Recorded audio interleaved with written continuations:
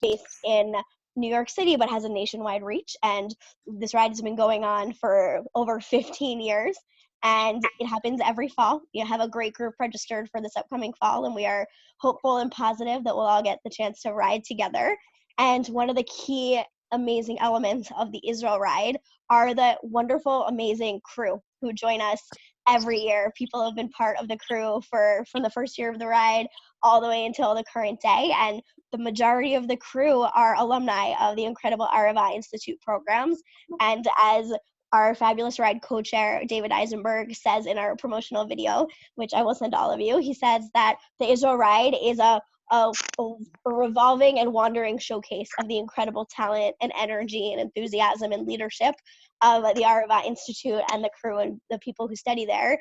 And so we're thrilled in this time of unknown, when people are building community in different way, especially virtually, to provide an opportunity for all of us to connect with some of those fantastic multi-year crew and get a chance to hear what are they up to and to share what is life like right now for all of us here on this call. So to start off with our just a more general opening circle type questions, I'd love to lead us all in a go around the screen. I'll call out different people's names, and I'm going to ask everyone to simply introduce yourself, share where you're calling in from, where across the world, and then share very briefly what's your connection to the Israel Ride, to Chazon, and to the Arava Institute. Great. So I'm happy to start. So my name is Alana Tillman, and I work at Chazon, and I am one of the newer members of the Israel Ride team. But it's been an incredible opportunity to be welcomed into this fantastic community. And I'm excited for everybody to be together for a fabulous Israel experience in a few months. And I am calling in today from outside of Philadelphia. So next up on my screen is I have Rachel Calico, if you want to go. Hi everyone. I'm Rachel Calico. I work with Friends of the Arava Institute outside of Boston. I'm the Director of Development, and I know some of you from last year, from the ride. That was my first ride that I participated in, not as a rider, soon after I joined the Institute, and I'm looking forward to connecting again and seeing you all again there this fall. Awesome. Thanks, Rachel. And next up on my screen is I have Muhammad. You want to unmute yourself and go? Yeah. Hi everyone. Thanks for being here. So my name is Muhammad. I was a student and an intern in 2012-2013, and I did the bike ride twice, which was a great experience. And I hope I'll be able to join you this year. Awesome. Thanks so much, Muhammad. Next up on my screen is I have Abigail. Hi, everybody. I'm Abigail. I'm calling in from Kibbutz Ktorah. I am the Israel Ride Director. I seem to have been wearing a sort of Israel Ride, one of the colors of the Israel Ride shirts pretty much every day in the past month. I did not wear this especially for the call. I am working hard on planning the next ride and looking forward for it to take place in the end of October. Great. Thanks so much, Abigail. Next up on my screen is I have Stephen Moss, if you want to go. Hi, everyone. Shalom. I'm down in Boynton Beach, Florida, and I'm looking forward to my first ride in 21. And I simply went online and found out this is happening today, and I just wanted to kind of meet people and see what's what. And I look forward to getting on tomorrow night with Perspectives. My dear friends, Marty and Elise Buckman, are supporters of Chazon Ride in New York. And also they went on the Israel Ride 2 years ago, and they said, I must do this. Amazing. Thanks so much, Stephen. Great. Next up on my screen is I have Ofek. Hi, guys. I'm Ofek. I'm talking from my kibbutz, Gliliam. It's near Herzliya, which is near Tel Aviv. I worked on the Israel Ride in 2016, 2017, and 2019. And yeah, that's about it, right? Yep. Thanks so much, Ofek. Next up, I have Sarah. Hi, everyone. I am Sarah Pillivan. I'm calling in from Brooklyn, New York. I am I believe, the newest member of the Israel Ride and Chazon team. I just started working at Chazon about 2 months ago at this point. And so far, every single person that I have met through the Israel ride has been an absolute delight. I've only heard absolutely amazing things about the ride and the people involved. It's been a really incredible experience being a part of this team, and I'm really looking forward to meeting everyone here in person and also looking forward to the ride in October. Awesome. Thanks so much, Sarah. Next up on my screen is I have Debbie. I'm going to unmute you. Great, there you go. Hi, I'm Debbie. I'm an alumni. 2004. I'm think one of the oldest crew members. I think me and Amr have to straighten our number of years to see who actually is the oldest crew member. I've done it many years. I've seen it come from a very small ride to a very, very large group. Each year is singular and a pleasure to do. And I'm glad to be here. And I'm calling from a very old boat in Herzliya. That's why I have such bad lighting. That's it. Amazing. Is it a houseboat or just what type of boat is it? It's just a little boat. It's pretty messy and old, but you know, it's on the water. That's all that counts. That's so, what matters. Yeah, I'm sleeping here tonight. Yeah, so yeah. Great. Thanks so much, Debbie. Next up on my screen is I have Neil Epstein. Hi, everybody. I'm calling from Charlottesville, Virginia. I've been on the ride a couple times last year, the year before, and hoping to do it again. Keeping the connection alive with calls like this, keeping hopes up. Unfortunately, I left my bicycle in New York City, where I normally live, so I'm shopping around looking for a new one because I got to get some miles in. Talk to you soon. Great. Thanks so much, Neil. Next up on my screen is I have Howie Rodenstein, our ride founder and co-chair. There we go. Hi, everybody. Hi. Welcome. I'm actually calling from Miami, Florida, where we've been for the winter. And my virtual background is where I'd like to be shortly. I don't know how many of you can recognize exactly where that is. I'm sure Abigail does, because it's close to her. That's a hint. Anyway, and great to have you, and looking forward to hearing how some of you are all doing. Great. Thanks, Howie. And next up on my screen is I have Amer. Hi, everyone. I'm calling from Amman, Jordan. I have been to the Institute as a student in 2006, and I have worked for the Israel Ride as a crew member for almost like 13 times. I think me and Debbie, like one of the oldest. It's a great experience. I like to do it every year, and I hope this year it will happen. And thanks for having this call, guys, during this hard time that we are all facing globally.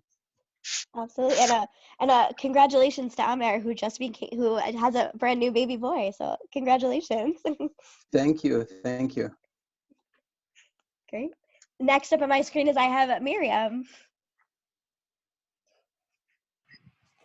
Hi, everybody. Michael and I missed seeing some of you last year when we weren't able to do the ride, but hopefully we look forward to seeing many of you this year. I'm calling from Newton, Massachusetts, a few blocks from Rachel Calico, and here with my husband, Michael Panolis, also a veteran rider. We are outside working in our garden and really looking forward to seeing people. So to Amar, Mubarak on the new baby, and other people, just good to see you. Be well, everybody. Stay healthy. Okay. Thanks so much, Miriam. Next up on my screen is I have Marcos. Marcos, are you there? Hello, everyone. Yeah, Um, Hi, sorry, I was just finishing making dinner, but No problem. hello everyone. My name is Marcos. For those who don't know me, I'm an alum. I've been in the ride a few years, I think pretty much every year since 2015. I'm one of the photographers, and I'm just excited to see everyone. This is kind of unusual, so looking forward to this call. Great, thanks so much.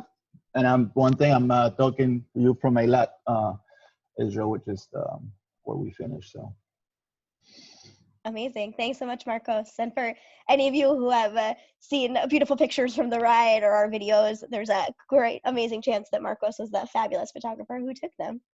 Great. And then next up, Lindsay, it looks like you're here. Lindsay, do you want to introduce yourself? Yep, I'm here. Hi, everyone. I'm Lindsay. I'm the crew leader. I've been on the ride working 7 times, originally as crew, then photographer, then crew leader. And it's my highlight of the year. And I'm sure it's going to happen. And how your picture is hard going up. Amazing. Thanks so much, Lindsay. And again, thank you to all of our crew from across the world for being here and spending your late evening with us. So our goal for today is I have a few questions to get the conversation started, and then we really want this to be an open question and answer, open discussion. So the first question I want to throw out there is that obvious question that we're all grappling with is how is your life today? How have your studies, your work, how have things been impacted by this global crisis and change of lifestyle and phenomenon that we're all experiencing together? And so is there somebody who wants to start off by telling us what is something you were studying or working on and how has that been impacted? I'll go first. Great, go ahead, Amer. Yeah. So before the whole pandemic thing started, we supposed to start a joint project between the National Institute for Research Center here in Jordan, Agriculture Research Institute in Jordan, and between Ben Gurion University of the Negev as a joint funded project by the US aid. And the moment that we wanted to start the project, the whole country went into a lockdown and they closed the border between Jordan and Israel. Nothing's go there, nothing comes from there.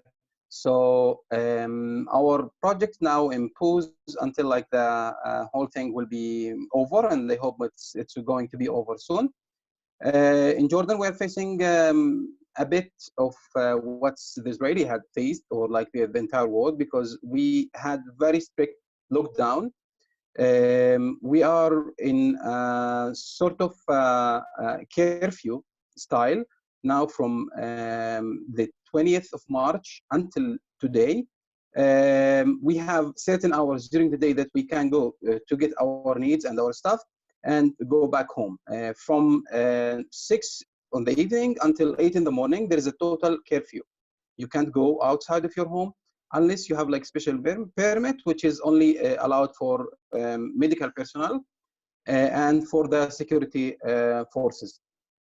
So since then, things are really, really changing here. Everyone is like wearing masks, gloves, and the way of hygienity and sanitizing is just became something that people not used to it. In a term that if you even want to go to a supermarket, you are not allowed to get in if you are not wearing a mask. So these habits are just like new for us. I hope that we're not going to live with it for a long time until we find a vaccine. There is nothing will be open as usual.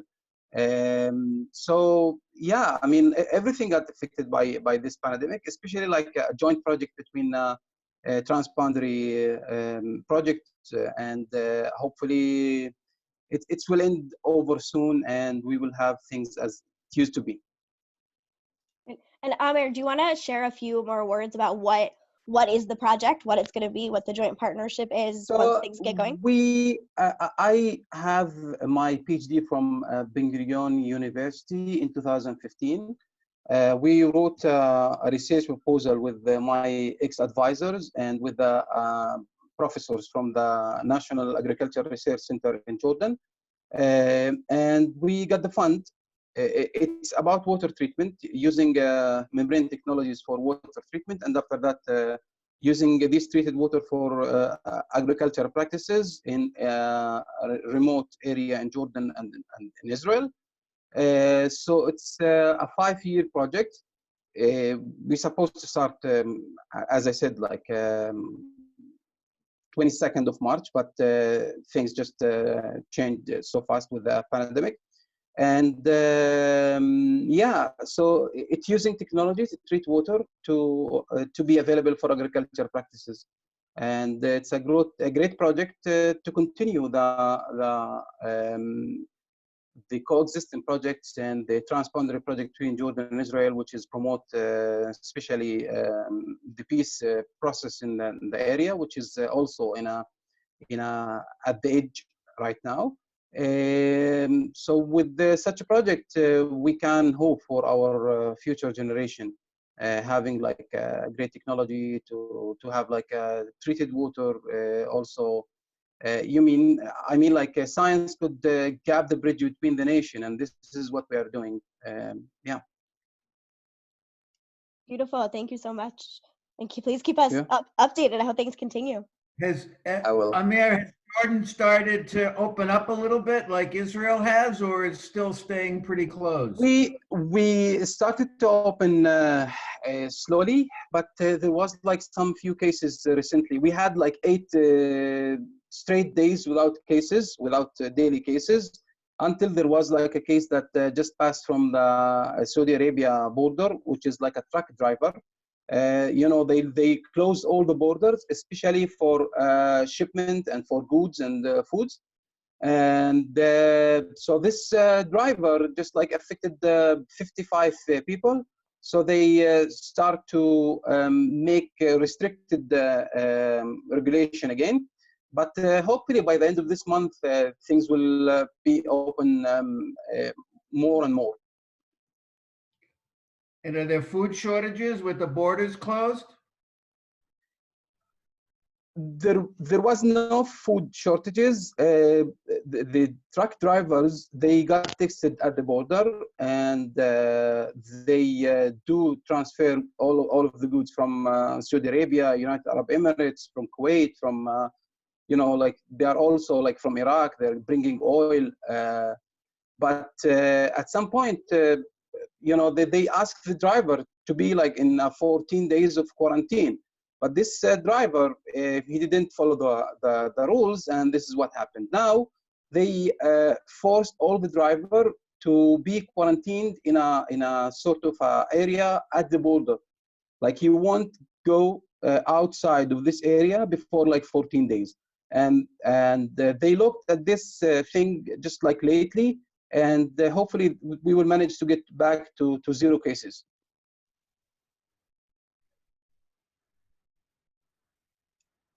Great. Thank you, Amir. Yeah. And then would somebody else like to continue on with our discussion and share a little bit about what life has been like for you? What were you doing before? What are you doing now?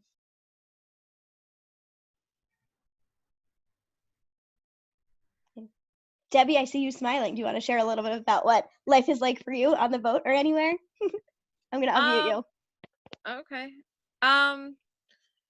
I have a few, I think pretty much like Amr, my project, I do a few summer programs at the BGU, international programs, as well as local ones, and they're all on the standstill.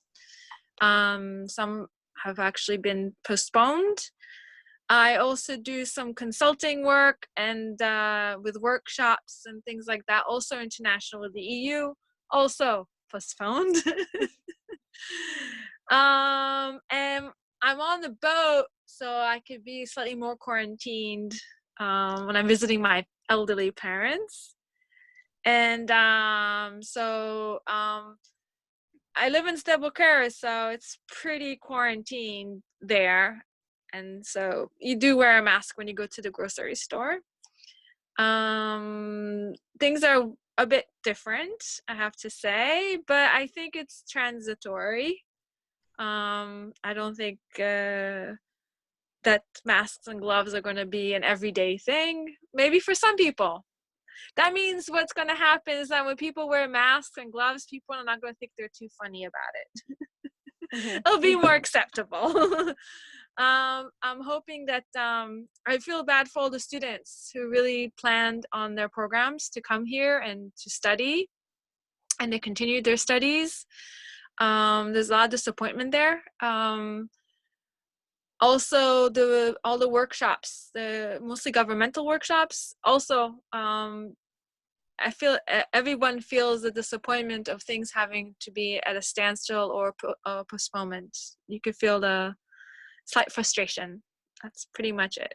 Yeah. Debbie, has any of the academic programs that you work on at BGU, are they doing any courses online, or is everything just been postponed? No, the course, it's internships and American and Canadian internships, so that's not going to work.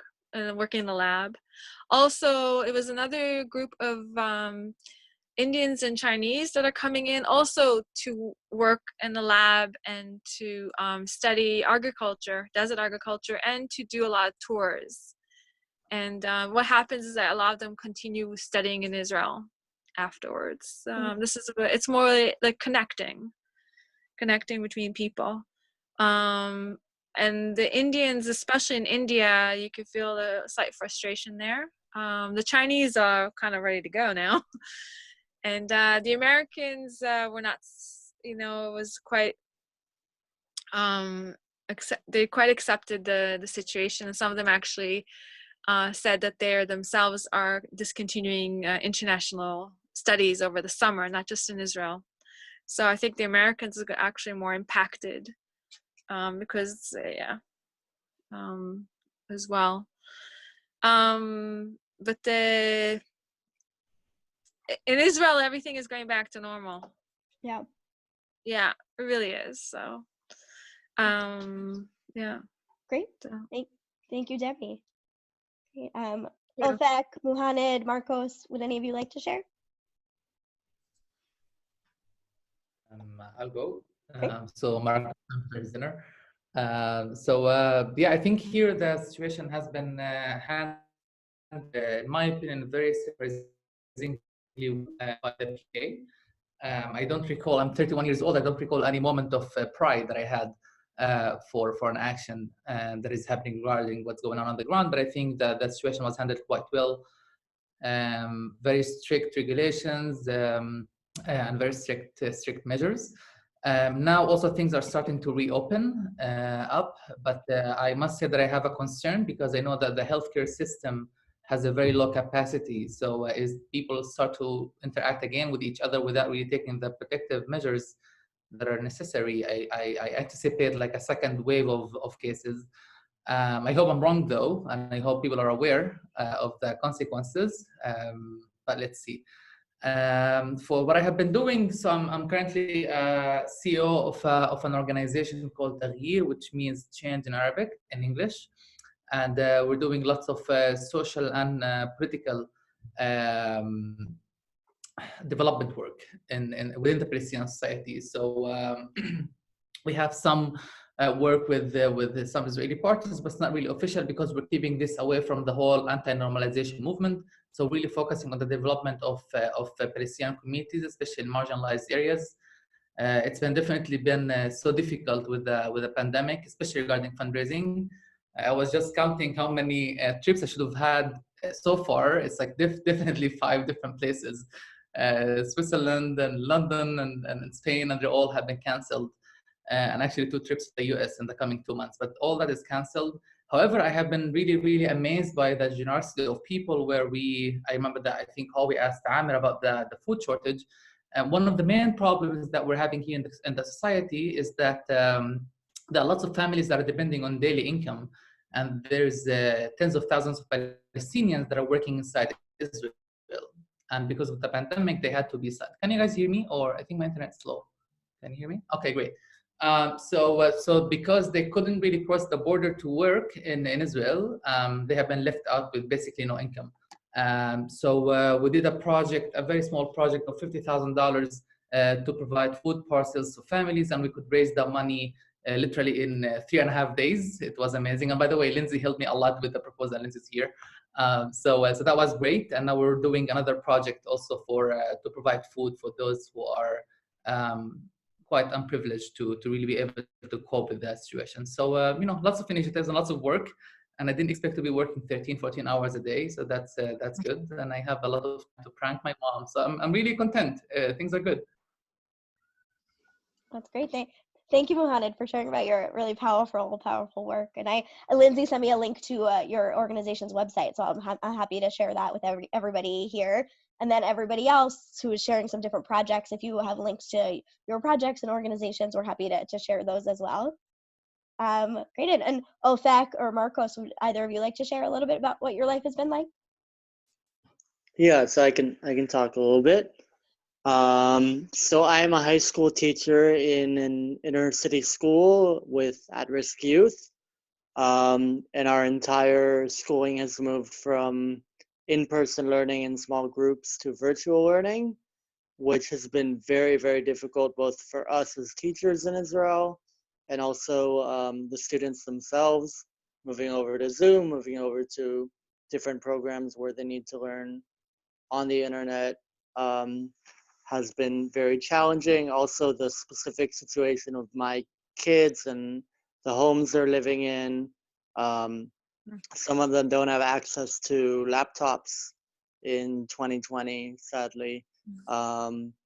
So a lot of keeping the motivation up, keeping their learning on track as much as possible. That's kind of one side of the things I'm working on. And in some of my free time, other than the puppy that I recently adopted, I'm active in an organization called Beyachad, which translates to standing together, and it works on anti-racism and Jewish-Arab cooperation, as well as social justice issues. And we are working with Beyachad to demand from the government full income security right now as part of the campaign. And I guess if I could make a link between what I experienced as a teacher, can everybody hear me okay, by the way? Okay, good.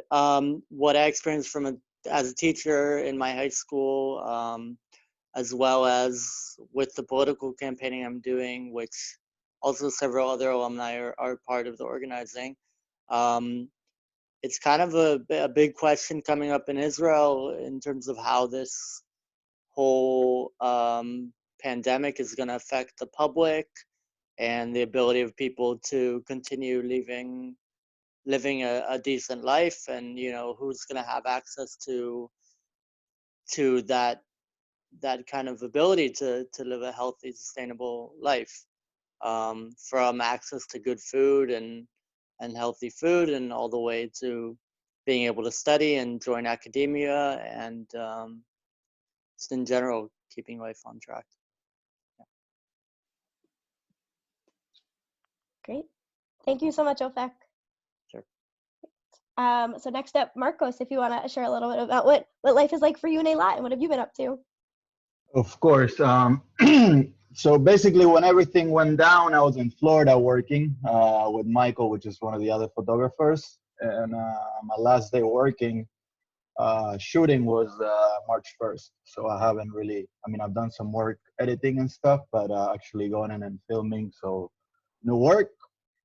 Now it's like 2 months and 10 days, zero work, which is kind of scary, but luckily, we'll make it one way or another.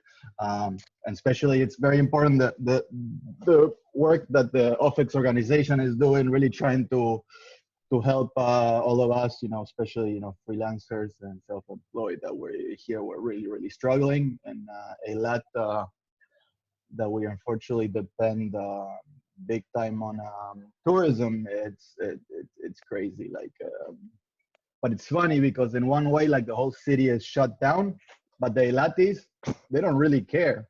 People have been surfing, getting tickets, getting in a fight with it, but it's been kind of crazy. I took a different approach, and I kind of hanged out at home for the most part, and didn't really venture too much. I'm not sure if people know, but March 13th we had a huge storm. Like, I think it was pretty much like a tropical storm.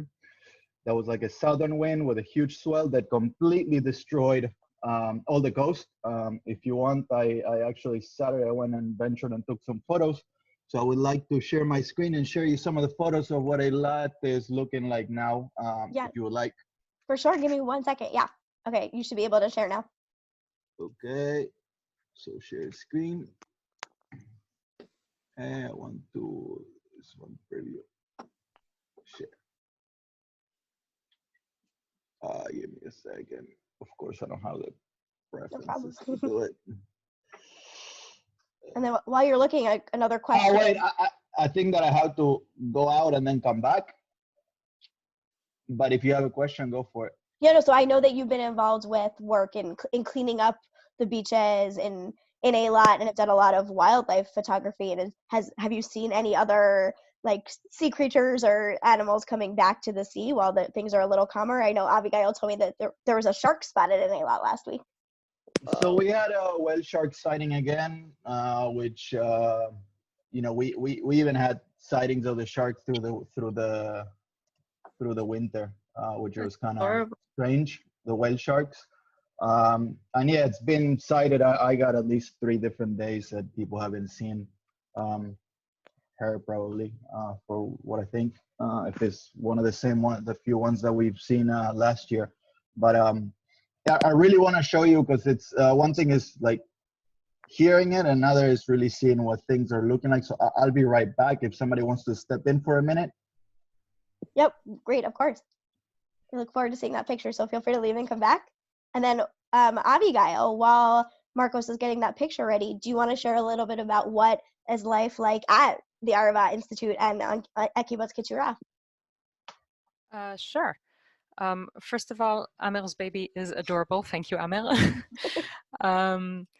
Life on Keturah, I just want to say I have 2 young girls. I'm so happy that I'm not in the city. I mean, we're here in the middle of nowhere. We have the big expanse of the desert. So that has been relatively wonderful compared to the cities. People here are still very cautious. You know, they can't, the kids can't visit their friends, different things like that. For the students, it's been, on one hand, all the students stayed, except for one who was called back from her university, an American student who she wanted to stay, but her university called her home. So that in itself is wonderful.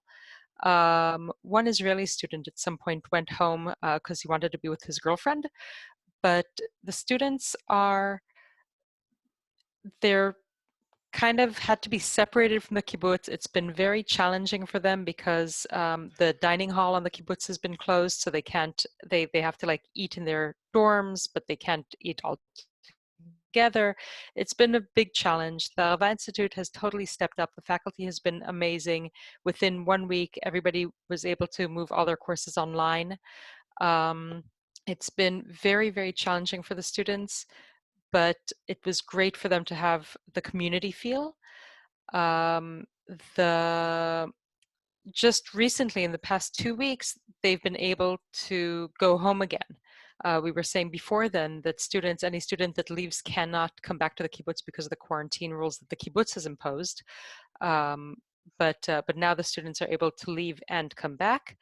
The Palestinians have been advised to not go home because the crossing over into Palestine, they've been giving trouble for anybody coming in from Israel to Palestine, because Israel actually has more cases of corona than the Palestinian territories.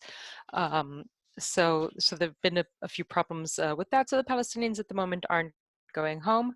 There were some worries for a while about the Jordanians also, because Jordan at some point closed its borders completely, even to Jordanian citizens. But now everything's okay with that as well. If the Jordanians want to go home, they can, and then they can come back. Yeah, the students have totally been troopers and studying online.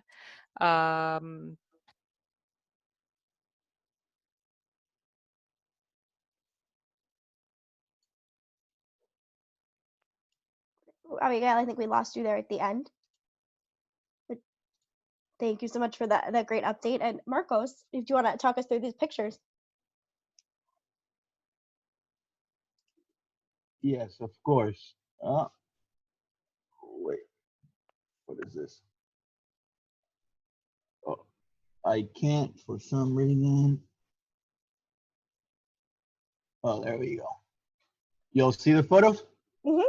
Yeah. So I venture out Saturday morning, and of course, as soon as I'm walking down the street, actually where I live, it's part of the route. You know, coming down from Road 12, the mountains, and we go right by my neighborhood. And I don't know if you see this photo here. There was a couple of ladies that were biking coming back.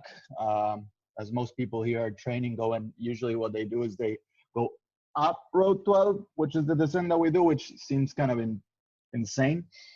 So these are some folks that I saw. There's a lot of people doing sports. They were not wearing masks, but anyway. So this is kind of like a interesting photo. This flag here is from one of the diving centers, resort diving centers, which is basically like Airbnbs. And I thought it was kind of interesting now that the diving industry here. What this past weekend we started again with the diving, but how the flag is ripped and it's kind of like symbolic. And you will see I have a whole bunch of flags that are ripped and are kind of symbolic of what is happening. So this is a Kisoski beach.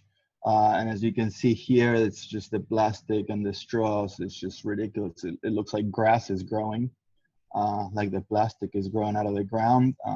These are like a set of small piers that people can use to get in the water, and they've been destroyed. Of course, there's all kinds of trash in the water. Here's what I was talking about, the flag. And something that I thought that was very interesting is that a lot of the man-made structures were completely ripped. And here you can even see that it was ripped, the planter, the wood from the planter, but what the water was not able to rip apart and destroy was the roots of all these plants. So it shows how important plants really are to control erosion.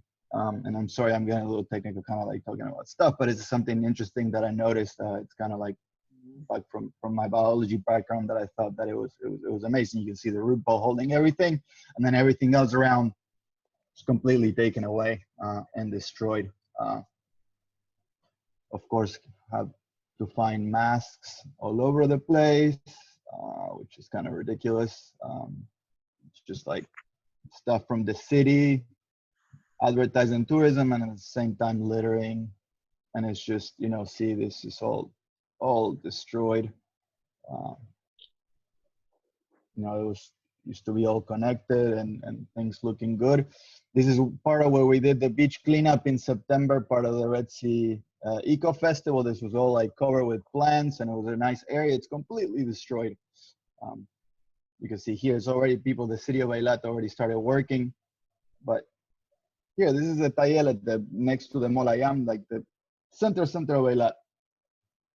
Completely turned to rubble, which is kind of crazy. Here you can see in the back, this is Aqaba, the mountains, of course. Yeah, it's really heartbreaking just because we see all this destruction here, and for what I heard and for what I've seen of the people getting in the water, things in the water are a lot worse. All this stuff that was in the water turned there. A lot of what I was told is that a lot of fabric from like lawn rest chairs and sunshades. All that is covering the corals, choking them out, and really causing. It's probably one of the worst storms that we had here ever recorded. So it's kind of like what the Molayam looks like. You can see here, it's just crazy. And I don't know, thought it was funny. Some people were cleaning the street, picking up everything up without a mask, and then this guy not really wearing a mask and just picking up all the crap from the street and bringing it up in the air. And so I thought it was kind of ironic. But I see some people doing sports, some people not really quite wearing masks, some people are. just here back here is Bardak, is one of the local bars and stuff that the other day they did like a small Kickstarter because they're struggling so bad. Um, yeah, this is what I like. Elat is looking like right now, and Marcos, a not question pretty. we just got is, was there any warning that this storm was coming? Did people know to prepare, or what's the warning system like? I wasn't here, and because I'm all the time in the water and taking photos of the kite surfers and windsurfers, I'm always checking the forecast. So I knew that there was something big coming. It was a storm that it was like the whole country, because it kind of came even in the Mediterranean. It was insane. So people knew. But again, things in Eilat here, you gotta understand, this is a really small town. I struggle, coming from Buenos Aires, they have a really, really small town mentality, and they they're like, yeah, whatever, we'll fix it later, which is true shame. But I wasn't really here, which yeah, the mentality in Eilat is very, very laid back. We knew that the storm was coming. In the kibbutz, people were giving out warnings that the deliveries in the shop wouldn't be going out that day, things like that. But Eilat is like Marcos is saying, very, very laid back. So people were like, it'll be okay. And then things were just totally destroyed. Dekel Beach, where we do our ending party of the ride, was completely destroyed. Marcos, you were helping clean that, weren't you? Do you want to talk about that? No, so I was in the States when we did so I'm with a few friends here. Most of them are marine biologists running NGO called We See, that we do a lot of beach cleanups, but now of course mostly we're focusing on education. So yeah, Dekel, where the finish has been for the past few years, it's been like it's crazy. It's all flattened out. There's nothing. It's just like rubble now that they're taking out, and just empty space. I'll try to go and take some photos and share if you want. But yeah, was the damage caused by wind, by flooding, by what? By the waves, the water just it was a huge surge. I mean, there was crazy winds. Actually, even one guy got the Israeli record of kite surfing. He got like the highest jump. I think he jumped like 26 meters up in the air. So the wind was crazy, and because basically here we're at the cul-de-sac of the northern part of the Red Sea. So it's basically just like, like a highway where the swell just can keep getting bigger and bigger. And actually the slope where it ends here, it's very sharp. Here it gets steep really, really quick. So when the swell came, it just crushed like crazy, just the shore. And it just took out everything. As you can see, like here you can see this bridge that was all kind of like deck built around. And I guess just because this is stuck to this big concrete blocks, it didn't get taken out. But this is something guarding the port. That you can see that it fell over. It's kind of hard to see, but it's kind of the water. It's a powerful thing we don't realize, but it's 1 second and like that. So this is just Aqaba on the other side. And here are the hotels. Let's see this. Let's see all these. This used to be like a deck with chairs and tables for the restaurant. This is called a 9 Beach. And there's nothing around.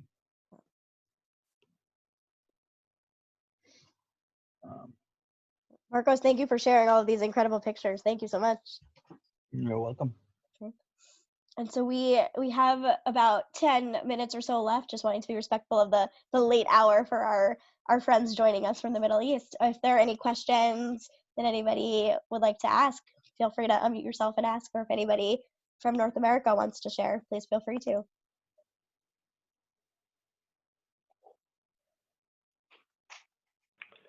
I guess the big question in everybody's mind is, how's it looking for this autumn? Is it too far away to tell, or are you, guardedly optimistic that we can pull this off this year? We Howie, are, go ahead. yeah. To try and predict the future, we used to be able to think a few months ahead. But I think what we've learned over these last couple of months is a week is an eon, and things change in ways that you didn't expect they would. So I think we really, really want to be able to have the ride. I think there are a lot of people who are signed up who, if we can do it, are going to be uncomfortable or questioning, and so we may end up with a small ride. But we'd really like to do it for all kinds of reasons, and we just have to see. I mean, obviously, if coming into the country generates a 2-week quarantine, that's going to make it hard for anybody to think about doing the ride. But we're a long time away. We're a long time away. We're not trying to make 22 different contingency plans based on what might happen. We understand that. Howie, maybe you're not. That's my job. I have like a million contingency plans at the moment.